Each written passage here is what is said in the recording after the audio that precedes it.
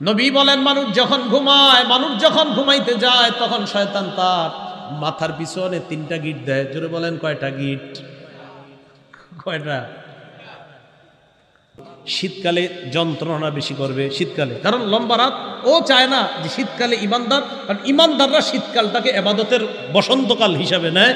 শীতকালে রাত বড়, আল্লাহর সাথে সম্পর্ক তৈরি করার একটা সুবর্ণ সুযোগ। তো ইবলিস কি করে? গিট দেওয়ার পায়, লাইলুন তবিল, রাত এখন অনেক বাকি আছে, ফারকুদ, ঘুমাও ঘুমাও।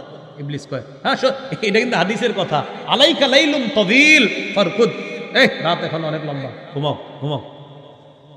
প্রত্যেকটা গিট দেওয়ার সময় এই কথা বলে, ফাইনিস্তাই কজা। তো ইবলিস কয় ঘুমাও, প্রথম গিট, দ্বিতীয় গিট, তৃতীয় গিট। যেই মাত্র লোকটা জাগ্রত হয়, হওয়ার পর যখন দোয়া পড়ে, ইন হাল্লাত উকদাতুন, একটা গিট খুলে যায়। রইল কয়টা? 2টা। ফাইন তাওয়াদ্দা, এরপর যখন ওযু করে, ইন হাল্লাত উকদা, আরেকটা গিট খুলে যায়।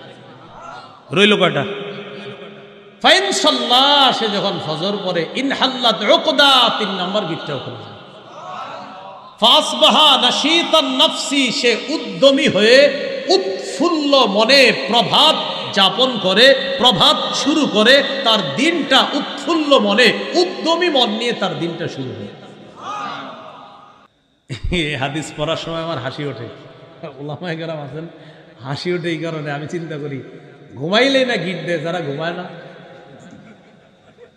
হ্যাঁ, শয়তান কি ঘুমাইলে গিট দেয়? তো যে ঘুমায় না, যে এটা নিয়ে আসে, শয়তান কয় তুমি তো আমারে নিয়ে আসো, তোমার আর কি গিট দেবো, তুমি থাকো, অমনি থাকো।